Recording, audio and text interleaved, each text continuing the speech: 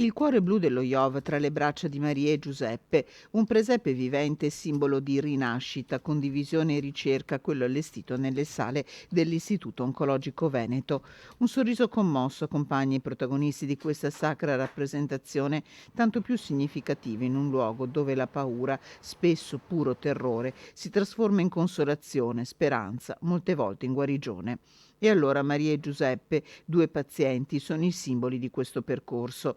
Maria è Enrica Mengato, 35enne paziente di Abano Terme, colpita 2 anni fa da tumore al seno, che proprio nel periodo di Natale, in piena pandemia, aveva iniziato il percorso della chemioterapia.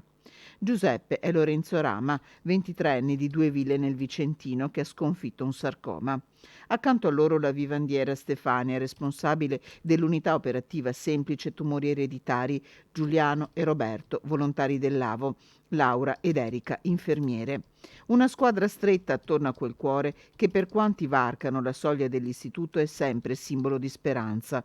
Un cuore che attraverso la ricerca, parole del direttore generale Patrizia Benini, diventa stella cometa perché permette di guardare verso l'orizzonte e di coltivare il sogno di un mondo finalmente libero dal cancro.